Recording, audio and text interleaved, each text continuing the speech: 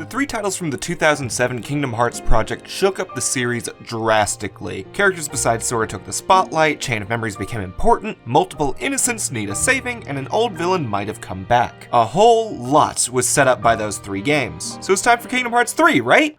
Wrong! One more full-length game was needed to kickstart Kingdom Hearts 3, which ended up as Kingdom Hearts Dream Drop by the Distance. A title that Nomura partially came up with before writing the plot because, oh look, it's on the Nintendo D of the 3s. Though at the very least, he at least recognizes this time that the title makes no sense in proper English. Now, if we're gonna rank the game by plot significance, then this is by far the most important since 2. Especially since it's the only one starring Sora besides 1 and 2. I'm discarding Chain of Memories since he doesn't remember it, and Coded because it was a data Sora. But I think I'm getting ahead of myself. Dream Drop Distance, story-wise, serves the purpose of reawakening every plot point from the previous games to guide the motives of the heroes and villains. Every single game is synthesized here in some form to create the story of Kingdom Hearts 3. And to clarify, I do not mean, hey, we'll catch you up on anything you missed to prep you for KH3. I mean Tetsuya Nomura personally walks into your house to spit on you for skipping any of his games. Since everyone was making fun of Kingdom Hearts for having a hard-to-follow plot, the writing team decided to double down and make 3D nigh impossible to follow if you skipped anything but Coded, which at the time was problematic for 2 reasons. First, each game was still on different systems with no compilations in sight. You could do 1, 2, and Chain on PS2, but you also needed a PSP for Birth by Sleep, a DS for Coded and 358, and now a 3DS for Dream Drop. Plus, maybe you're a fucking dumbass like me that expected KH3 to drop on PS3. And the second issue, the choice of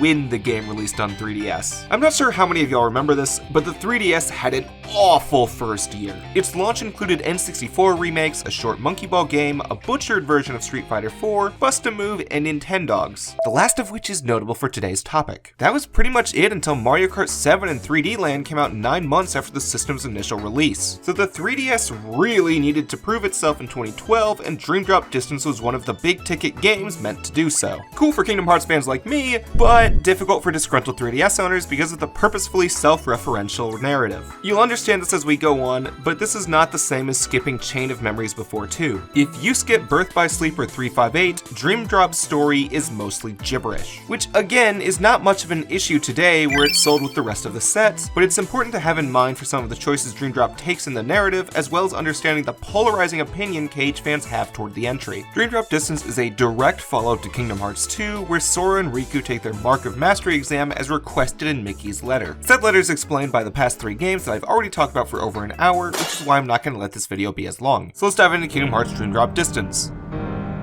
Hey! Is this how you wanted it? Xehanort! You want to fill me in? I am. Hey! Do you remember now, or... Wait. Did you never lose your memory? That's not my name. I'm not Xehanort. What?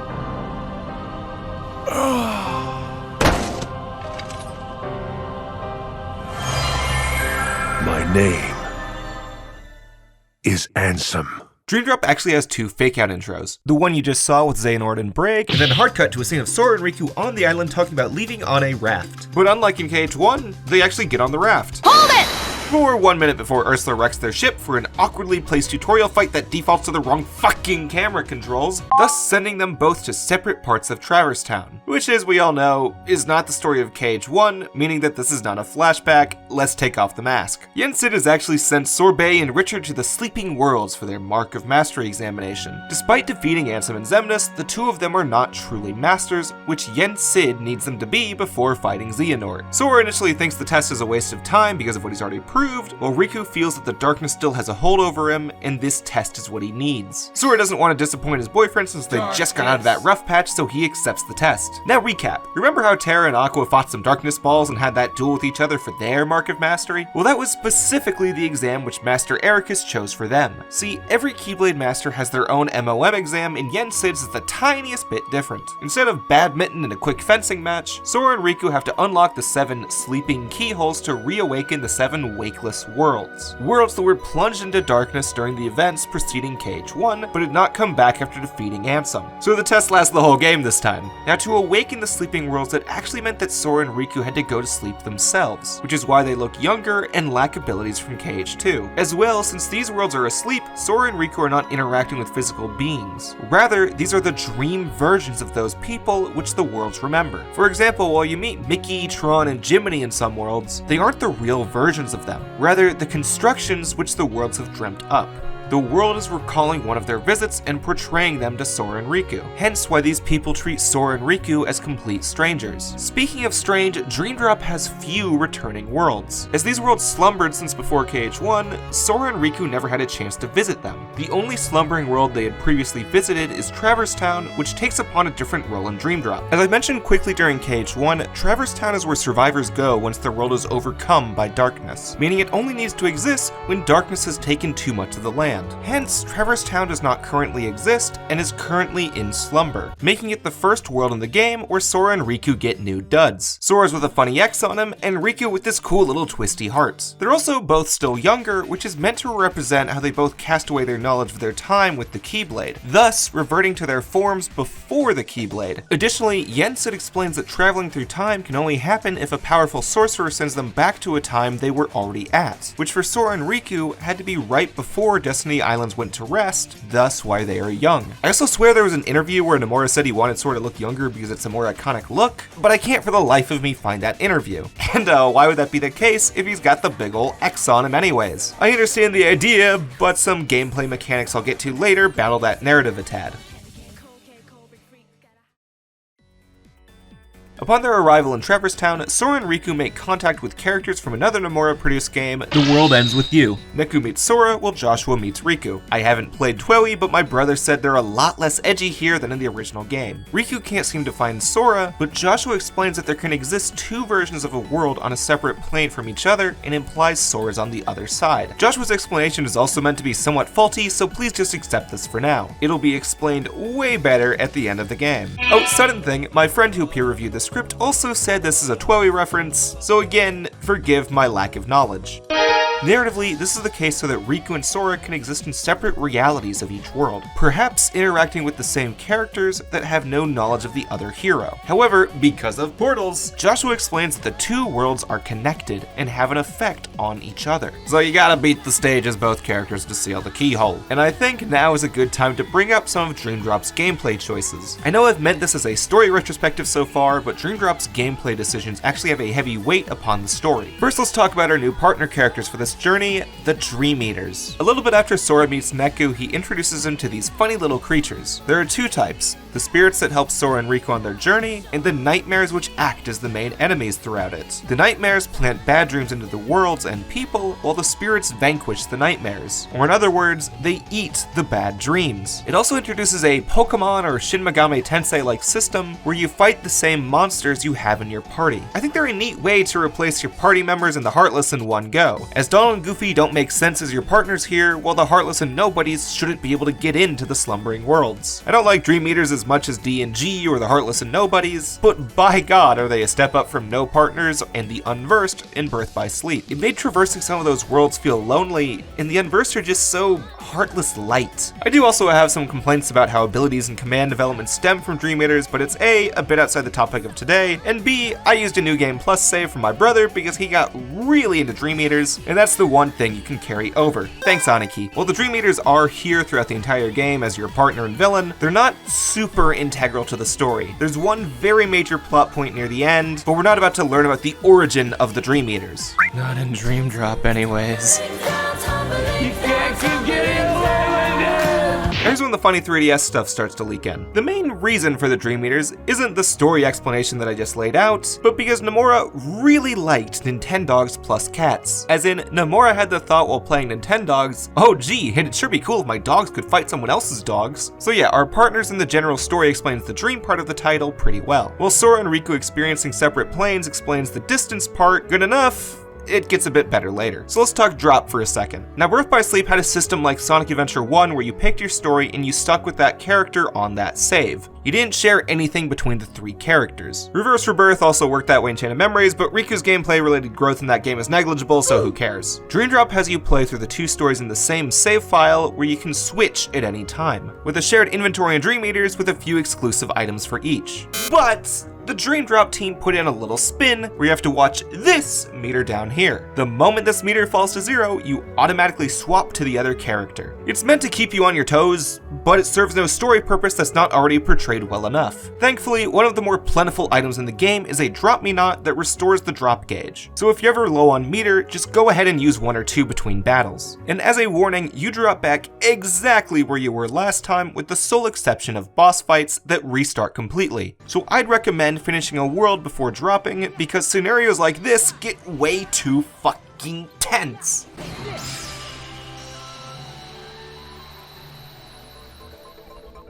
Last gameplay stuff to go over is what the 3D did. To show off the depth offered by the 3DS screen, Dream Drop added both the dive mode and flow motion. Dives are essentially this game's replacement for gummy ships. Since they're traversing through dreams instead of real worlds, they don't need to go through space. Dives looked kinda cool on 3DS, but now they're just kinda normal looking. I mean, they're more fun than KH1's gummies, but not as good as 2's. Flow motion, on the other hand, is meant as an improvement of Sora and Riku's mobility. But I recall a magazine interview from years ago stating that 3D depth inspired it, so I'll mention it now. Flow motion lets Sora and Riku do some extreme jumping, gliding, grinding, and parkour type shit early in the game that adds to the circus aesthetic prevalent in many of the worlds. As is motherfucking Balloon. No early spell in any KH game is as busted as this shit. Don't know what to equip? Fucking Balloon. Don't know what job you want? Balloon salesman. Don't want to knock someone up? Just cast Balloon.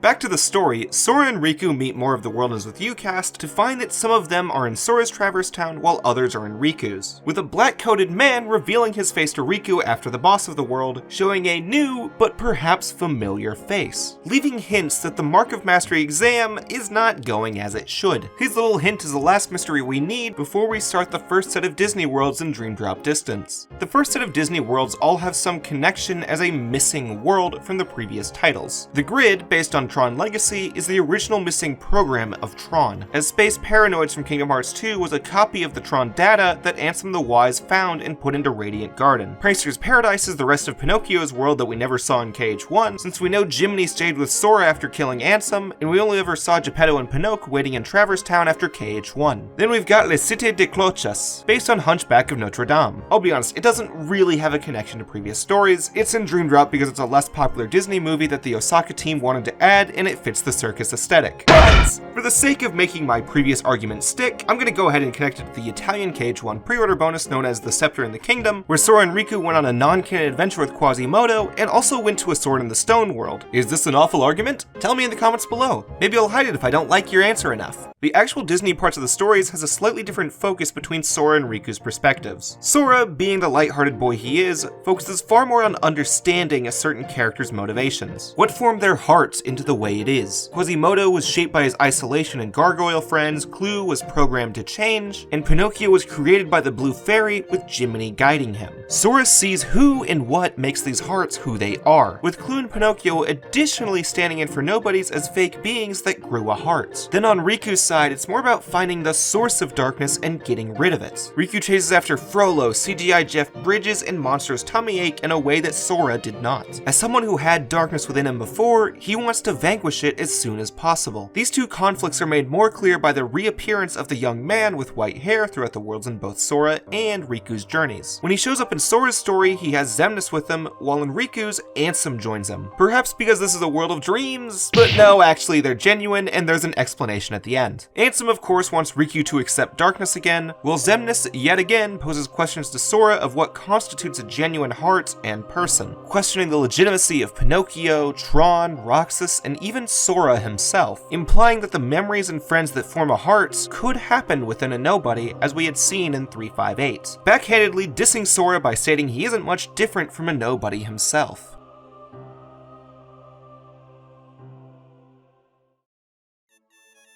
After those worlds, Sora and Riku return to Traverse Town again to find that the Twelve gang is still stuck in Traverse Town. They're at least back with their game partners, but they still have to win the Reaper's game to get home. Again, I have not played Twelve, I just know the basics of the story because my brother won't shut up about it for 15 years. Here, a Dream Eater is causing havoc that S and R gotta stop. Additionally, through the mismatched timers on the Twelve characters' hands, Joshua theorizes that the worlds are not parallel, but completely separate from each other. If the worlds were parallel to each other, they would run at the same flow of time. Since they don't, Joshua theorizes that the two worlds are imagined by two different beings. Anyway, Sora and Riku chase the Dream Eater out of Traverse Town through teamwork in a difficult boss rush, starting up the second act of the game. The second set only has 2 more worlds. These 2 worlds go through the past of some of Mickey's adventures, one following Fantasia and another following the direct-to-video film Mickey, Donald, and Goofy the Three Musketeers. These 2 worlds offer a fun glimpse into Mickey's training years before becoming a king, and also slightly implying that he married into royalty, I think? Or maybe he and Minnie both come from royal families? I don't know, these worlds are just kinda good Disney fun with some character building for Mickey, Donald, and Goofy. During Fantasia, however, our white-haired boy shows back up in both visits, telling Sora that he's not part of the test, to go figure, and letting Riku know that him learning to control the darkness has made him useless to his goals, thus bringing to light an important aspect of Dream Drop's story. This is Riku's journey. From the start, 3D was going to have Riku as the only playable character, but Square had many requests to play as Sora again since it had been a while, so they threw him in too. It's why at the start Riku agreed to take the test immediately while Sora hesitated. Sora had already found light in the past few adventures, while Riku still had darkness inside him. This mark of mastery is him going through the final steps to accept and wield the darkness. Not only wield darkness, but wield it to protect the light, a use that Ansem, Terra, and no one else could accomplish. Riku succumbed to darkness, blocking his chance to use the Keyblade, and this journey is how he reclaims and accepts his power.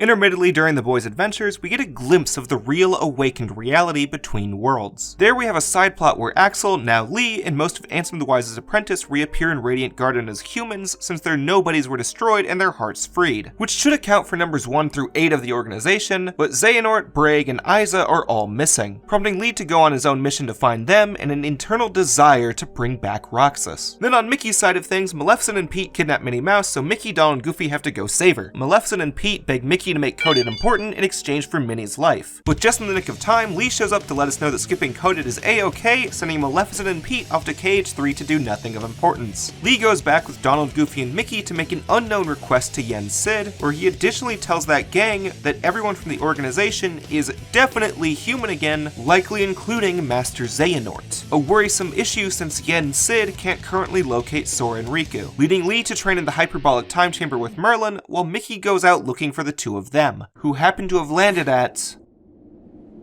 Wait, isn't this...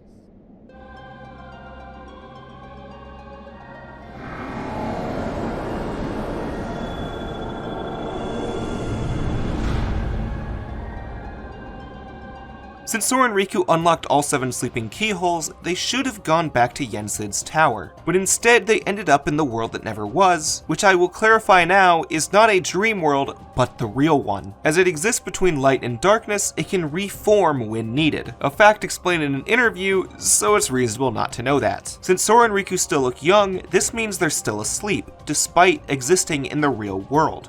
Anyway, this is when Dream Drop's story becomes infamously convoluted. Act 3 is a make or break moment for some people. The moment Sora arrives, Xigbar shows himself back to life to Sora, revealing that he and the other villains had hijacked Sora's Mark of Mastery before it even started. Going back after the fight with Ursula, there's like 2 seconds when you see a man in a robe. That was actually the version of Ansem that we saw at the beginning of KH1. As you may recall, Apprentice Xehanort split himself in 2 between Birth by Sleep and Kingdom Hearts 1. The body became Xemnas, while the heart became Ansem, meaning that until Riku gave his body to Ansem, he had no body and just lived his days on Destiny Island as a robe. And since Yen Sid was capable of sending Sora and Riku back to a point they existed before they had a Keyblade, Xehanort, who's just as powerful, could send a version of himself to a point where he also existed, thus allowing the villains to follow and guide Sora during his whole journey and send versions of Xehanort from different points of time to other points of time, thus allowing the villains to follow and guide Sora during this whole journey, and allowing time travel on Xehanort's end. Additionally, implying that Xehanort had this planned for years. In fact, the villains are even the ones who put the new outfit on Sora, which allowed them to track him because of the sigil on his chest, which is why they could bring the still sleeping Sora into the real world. Xigbar then places him into a new sleep to talk to the white-haired boy yet again at Destiny Islands. Here, it's shown that Ansem set the white-haired boy on his journey, and then he tells Sora some whack-ass shit about how important his first journey was to shaping him, which is why he relived it in his memories, the datascape, and even his dreams. Then waking up in his maximum confusion, Sora races through the city that never was with uncertainty on if he's awake or asleep, switching between the dream outfit and his look in Kingdom Hearts 2. As he runs through, he has visions of those deep in his heart, including Naminé, Xion, Ventus, Aqua, Terra, and even Roxas, people that shaped what his heart is today. Sora then wakes up to learn he was put into a sleep within his sleep by Xigbar. In his deepest sleep possible, he had seen the people deepest within his heart, even parts he was unaware of, such as Ventus and Terra. Now awakened, Xemnas shows up to confirm that nobodies can, in fact, grow a heart if they find a sense of self over time with memories and interactions towards others. An idea that might seem somewhat crazy,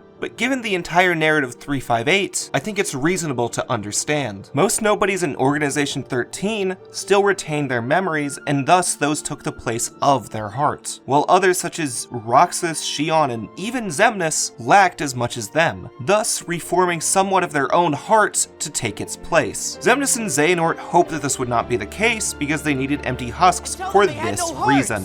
Xemnas and Xehanort formed the organization for a specific reason. Round up a bunch of empty husks, hook them up to Kingdom Hearts, then fill them all with the exact same heart and mind. Translation? They were gonna turn all the members into Xehanort. Make more Xehanorts?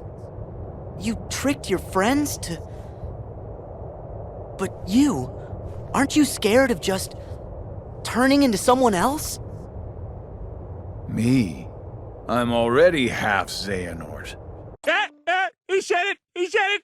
Yeah, so Xehanort has a new Organization 13, which is planned to consist of 13 Xehanorts sharing the same hearts. While this in the series is not named, we in the fanbase refer to it as getting Norted, or to become a Xehanort. For example, at the end of Birth by Sleep, Terra got Norted. In Kingdom Hearts 1, Ansem tried to Nort Riku. And now Xehanort and the Xea gang is trying to Nort enough people for 13 Darknesses. One person they want to Nort is Sora. A difficult thing to do because of a little something something. Come on, one last time everyone. My friends, They are my power. Sparking his final fight in the game against Xemnas, representing Sora's struggle to prove that anyone can have a heart even if they grow one in an odd manner.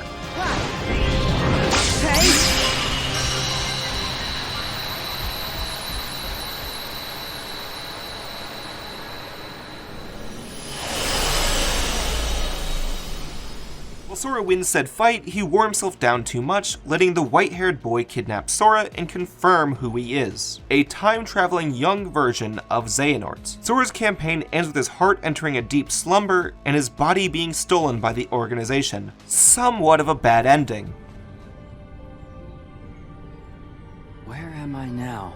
So it's a good thing Riku still has a lot left. Riku races through the castle that never was to find a sleeping Sora at the top and a black-robed nightmare that has guarded Sora. After beating him, Ansem, the Seeker of Darkness, shows up to tell Riku that Sora is completely asleep at this point, with darkness taking hold of Sora's dreams. Additionally, Riku isn't still in the new outfit because he's asleep, but rather, the entire game, he has been inside of Sora's dream as a Dream Eater, thus explaining the Dream Eater emblem on his back. Then, Ansem does what you'd expect and absorbs Riku into darkness, which due to being inside of Sora's dream covered by darkness, means that Riku is going towards darkness within darkness. So I get it now. There's no point in trying to hold the darkness back. You know, when I look at you, there's this memory that flashes back. A secret I said I'd keep when I was little. The main reason I kept dreaming about seeing the outside world was because of him. Consume the darkness. Return it to light. You can try. Riku decides that no matter what he does, Ansem will always be within his heart. He can't hold the darkness back, so instead he will consume the darkness and return it to the light. That way he can save Sora and go back to the real world with him. Riku is not trying to kill Ansem in this battle. He hasn't been able to stop Ansem before. Instead, Riku is making it clear that as part of his heart, Ansem is part of the light. A light pretty hard to make him a part of because the second phase requires a precise loadout that deals with his powerful health decimating attacks.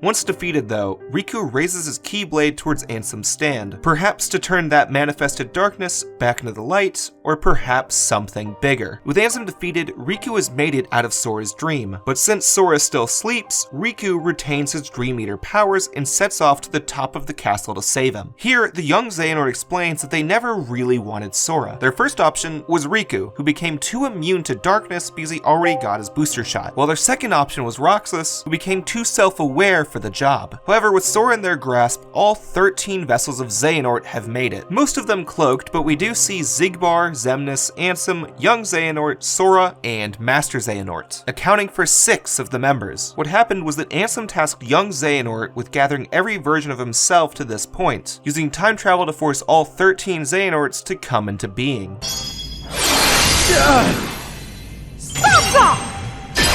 Right before Master Xehanort arrives, Mickey casts Stop, which stops most of the room. However, young Xehanort possesses a Keyblade with the power of time, allowing him to fight Riku. Beating him doesn't save the day, however, because every Xehanort still appears. So it's time for big ol' revelation moment. Master Xehanort now explains that his plan of having one pure light and one pure darkness battle in Birth by Sleep was a poorly done plan he made in his eagerness. The only true way to form the Keyblade and summon Kingdom Hearts is to force 13 darknesses and 7 lights to clash. Xehanort and Maleficent gathered the 7 pure hearts together in KH1 for this plan, as well as planned Organization 13 for his 13 darknesses. But neither of those plans went very well, which is why he has the contingency plan of the new Organization 13 and plans for Mickey to ready 7 new lights. This plan of Xehanort's will summon the actual real Kingdom Hearts if successful. A problem at this point, since the only guardians Mickey has at this moment is himself and Riku. With haste, Xehanort blasts at Sora to Nordham, while Ansem and Xemnas take down Riku and Mickey, leaving no way for them to win.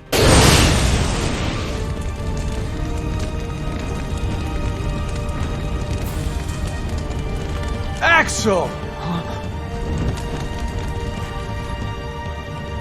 Axel? Please. The name's Lee. Got it memorized? Lee shows up the last minute to save Sora, causing Isa to reveal himself as a Xehanort. But with still a dire-looking 3 against 12 fight, Donald and Goofy show up to save everyone else right as the Xehanort's apparent time limit runs out. As they disappear, Xehanort exclaims that the gathering of the 20 pieces will happen soon in Kingdom Hearts 3. Slightly true because it will happen there, but also wrong because it took 7 more years. Back at Yensid's tower, Sora and Riku have returned to their real states. Despite this, Sora still sleeps, and Riku needs to wake him up by diving in. Riku should have what is known as the power of waking, meaning he is the only one that could do as such. If he can, he should pass his test. Within Sora's heart, Riku finds one last nightmare, the nightmare of Ventus's armor, the sort of final boss of Dream Drop Distance. I mean, he's not too hard besides a gimmick point at the end. I usually think of it as more of an epilogue battle since it lacks the weight of the last 3. Xemnas is Sora's final boss, Ansem is Riku's, and young Xehanort is the real final boss, which fits the narrative better with how those 3 showed up during the Disney Worlds. Either way, after defeating said nightmare, Riku finds himself in the deepest part of Sora's heart, where he finds Roxas, Xion, and Ventus. The 3 ask him questions needed to wake up Sora and prove himself as having the power of waking, with then a data version of Ansem the Wise showing up to give Riku information that could help him save the people Ansem wronged. Riku is about to leave in a success, but Ansem has one last wise question. Young man, I do not believe you ever told me your name.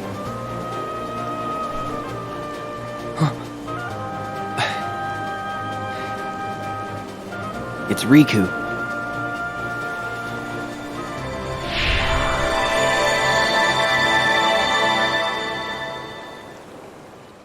This final line here portrays the sense of self that Riku has found since the intro of KH2. He no longer feels chained to the identity of Ansem, but exists in the light he found through that darkness, and then wakes back up to find everyone wide awake and ready to hear Yen Sid's grades for the exam.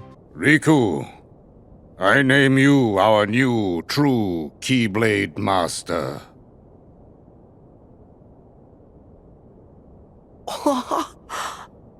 Way to go, Riku!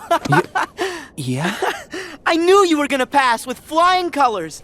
Yeah, Riku has now achieved the rank of Keyblade Master, and Sora did not. But not only does Riku become a master, Lee suddenly summons a Keyblade. This is ridiculously stupid. So you know how Lee was asking Yen Sid for something earlier? Well, it turns out he went to the hyperbolic time chamber to train a bit for a Keyblade. He's trying to learn so he can traverse worlds easier, but it's portrayed to the player wretchedly and doesn't make much sense by the rules Birth by Sleep put in place. We never saw anyone bequeath it to him, and we don't know if his heart is really good enough for it. KH3 is gonna rectify this a tiny bit, so I don't know, maybe when I do the KH3 video someday. Now in the secret ending, Kairi shows up after never being mentioned in the game to become one of the 7 lights, and Sora goes off to meet with a bunch of Dream Eaters in Traverse Town, thus concluding Dream Drop Distance.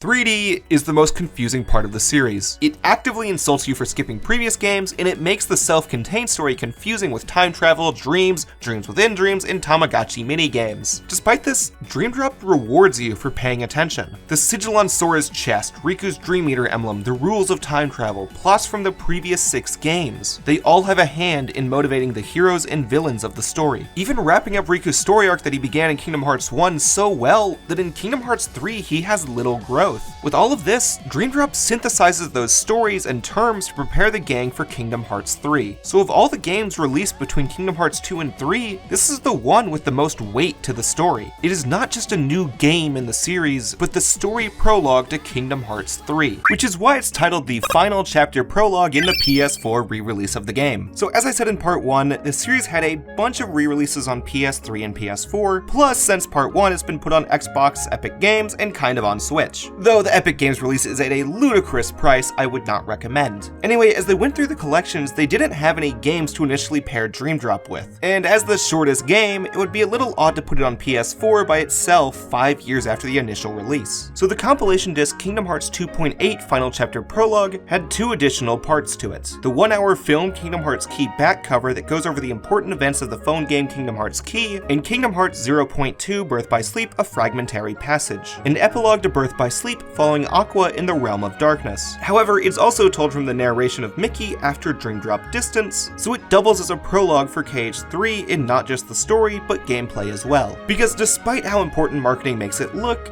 this short 2-hour adventure is a glorified Kingdom Hearts 3 demo. And I know a lot of people like to talk about it with Birth by Sleep, but that doesn't make much sense to me, so we'll talk about it now. 0.2's story purpose isn't exactly to progress the story wildly or have some deep meaning. Rather, it fills in some minor questions that need answering before Kingdom Hearts 3 can start. Dream Drop Distance came out in 2012, Point 2 in 2017, and KH3 in 2019. The writing team had time to think about what was left to clarify before Kingdom Hearts 3, and this glorified tech demo was a good place to do that. It also has the most minor of connections to the Kingdom Hearts Key series, but if I'm to talk about that, it really needs its own video. Anyway, Point 2 starts off right after Kairi shows up at Yen Sid's tower. Here they try and figure out who's going to be the 7 Guardians of Light. They currently have Sora, Riku, Mickey, and Kairi, with plans of saving Terra, Ventus, and Aqua to finish the list. To the knowledge of Yen Sid and Mickey, they need to find Aqua first so she can take them to the other 2. And to catch up everyone else, Mickey tells the story of when he saw her in the Realm of Darkness at the start of KH1, switching the narrative to Aqua's perspective where she struggles to keep on because she's lost her sense of time. Every step she takes in the Realm of Darkness could be days in the Realm of Light, or every day could be minutes. Her only motivation to keep going is the knowledge that she saved Terra in the Realm of Light, and knowing that she needs to wake up Ventus. However, she starts to notice something is wrong when she finds Cinderella, Snow White, and Aurora's worlds plunged into darkness. Additionally, she starts to hallucinate Terra and Ventus. Keep in mind, as far as Aqua knew at the end of Birth by Sleep, the only problem she left unresolved was waking up Ventus, which we all know is completely wrong. Despite this, Aqua continues to fight on, with her courage and motivation waning until she finally meets up with with their visions of Terra and Ventus again. But this time, Terra actually talks back since his heart has ties to the darkness. And it's at this moment where he confirms to Aqua that worlds have been falling into darkness. In her excitement, Aqua then tells Terra that Ventus is in the Chamber of Waking, which is a bit of a mistake because right then is when Terra went Xehanort mode and oops, wow, oh, let's fight ourselves. Thankfully, Terra stops Terranort from getting Aqua killed, and then Mickey saves Aqua from being swallowed by darkness. Now you can probably guess what Mickey's doing here. He's looking for the Kingdom Key D. Aqua doesn't though, so Mickey fills her in on what the Heartless are and his plans to seal the door to darkness. So anyway, short hallway of Heartless ensues that leads Aqua and Mickey to the dark side of Destiny Islands we recognize from KH1. After Aqua has a quick memory of them, Mickey tells Aqua that Sora and Riku are the ones helping him. Now since this is where Sora got his Keyblade and it's where Ansem plans to open the door to darkness, now presumably because it's his homeworld, the dark version of Sora's Keyblade should be here, which as we already know is correct. Once Mickey finds it, he explains that they need one person on each side to lock the door and one person on each to close it. So Mickey and Sora locked it,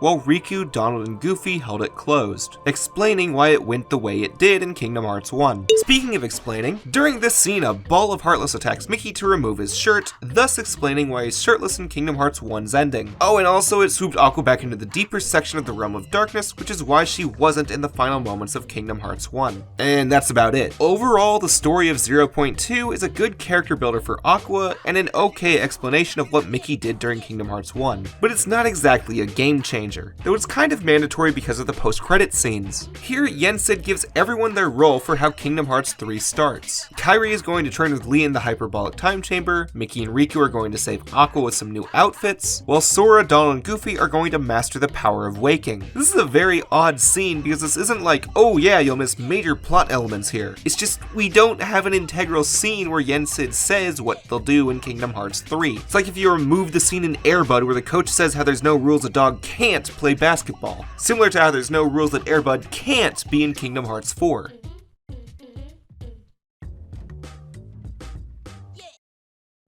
Dream Drop Distance and the Little Bit 0.2 ad are meant to reawaken everything we already knew about for Kingdom Hearts 3. Every old piece of the puzzle has fit into the board, new pieces are ready for placement, and our heroes from Kingdom Hearts 2 have their plans. These games do not make sense without the context of what came before, nor should they. Most gaming franchises either reset completely for sequels or only reference previous titles a small amount to make themselves more accessible to newbies. Nothing stops you from playing Ocarina of Time without Link to the Past, and franchises like Shantae don't do more than just having characters from past games reappear. However, that's not a bad way to go about making stories and art pieces that often cost $20 to $60 each. Not everyone finds it worth it to play every game in a series to understand one entry, and that's fine. But there are some times when it's absolutely mandatory. Kingdom Hearts did something new and spent 13 years of games to set up for Kingdom Hearts 3, which to understand you need to follow the road it took. Reach out for new worlds, lose that which you remember, reunite with what you lost, re-examine the past for a new purpose, and reawaken to that goal. Kingdom Hearts took years of storytelling, character development, and world building to both connect and reconnect to the hearts of its fans.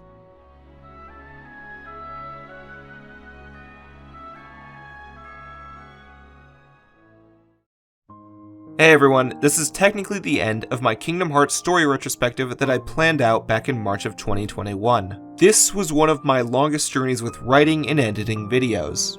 Back then, the shower thought I had for this one was a 20-minute video focusing on terminology throughout the entire series. I did not expect these to be the most artistically fulfilling video essays I've ever put out, and I've only been able to get this far with the kind words I've received from friends and strangers alike. Now, a few people have told me they'd be interested in hearing my analysis on Kingdom Hearts 3, and I'm not going to say that that will never happen, but that's a video I need to give an 800% effort for, and I will need to treat it differently than I did the rest of this series. Plus, I'll need to make a short video about the Key series. There's not much to go over there, but the themes of Key don't fit with Dream Drop or KH3, so I'd rather put it on its own. I'm also thinking of fusing together all 4 current parts of my Kingdom Hearts retrospective into a mega-sized video. If I do that, I'm going to make a few minor George Lucas type edits. Anyway, I want to thank all of you for listening to me reconnect with one of my favorite stories, and I hope you'll understand why it's so special to so many people.